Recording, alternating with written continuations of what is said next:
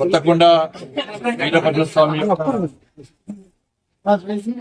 బ్రహ్మోత్సవాల సందర్భంగా ప్రతి సంవత్సరము స్వామివారి దర్శనం రావడం జరుగుతుంది. ఈసారి కూడా బ్రహ్మోత్సవాల సందర్భంగా స్వామివారి దర్శనం కోసం రావడం జరిగింది. కోరికలు తీర్చే దేవాదుడు ఆ వీరభద్ర స్వామి వారు. పూర్వమిసాల కొలువైన దేవుడు ఇవాళ వీరభద్ర స్వామి వారు.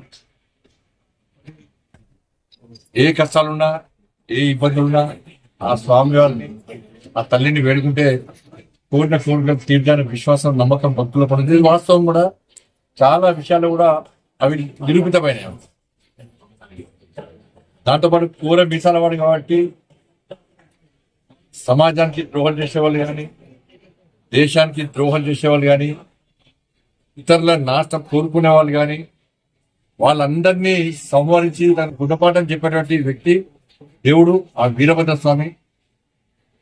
లేకుంటే వాళ్ళని కూడా మార్చి వాళ్ళకి మంచి ఆలోచన కల్పించినటువంటి దేవుడు ఆ వీరభద్ర స్వామి.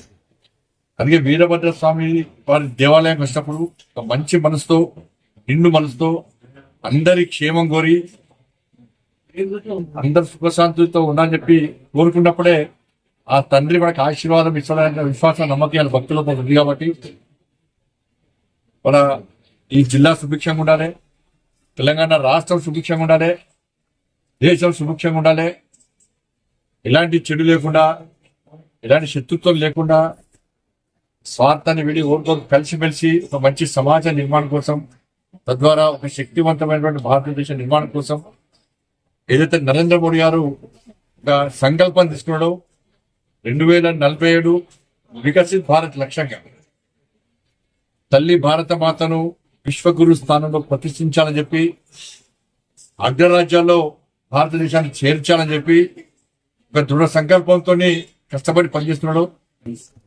నరేంద్ర మోడీ గారికి శక్తిని, సామర్థ్యాన్ని అందించాలని చెప్పి వారి ఆలోచన విషయంలో దేశ ప్రజలంతా, ప్రతి భారతీయుడు వారికి అండగా ఉండి ఆ సంకల్పాన్ని కూడా తీసుకొని అభివృద్ధి చెందిన భారత్గా, ఒక శక్తివంతమైన భారత్గా నెలకొల్పే విషయంలో అందరూ జాగృతమై అందరూ సహకరించాలని చెప్పి ఆ ఆశీర్వాదాన్ని ఆ స్వామి అందించాలని చెప్పి మనస్ఫూర్తిగా కోరుకుంటూ, అందరు కూడా ఇవాళ కేవలము ఈ ప్రాంతానికి సంబంధించిన దేవుడే కాదు, దేవాలయం కాదు. కొత్తకొండ దేవాలయం అంటే తెలంగాణ, ఆంధ్రతో పాటు మహారాష్ట్రతో పాటు ఇతర రాష్ట్రాల నుంచి కూడా ఈ బ్రహ్మోత్సవాల సందర్భంగా, ఈ ఉత్సవాల సందర్భంగా వచ్చి స్వామివారిని దర్శించుకోవడం జరుగుతూ ఉంటుంది. చాలా మంది ఎదురుస్తూ ఉంటారు, ఎప్పుడు బ్రహ్మోత్సవాలు వస్తాయి, ఎప్పుడు వార్షికోత్సవాలు వస్తాయి, ఎప్పుడు ఉత్సవాలు జరుగుతాయి. స్వామివారు ఆ సమయంలో కొలువై ఉంటాడు ఇక్కడ. స్వామివారిని దర్శించుకోవాలని ఒక సెంటిమెంట్ ప్రజల్లో ఒకటి ఉంది కాబట్టి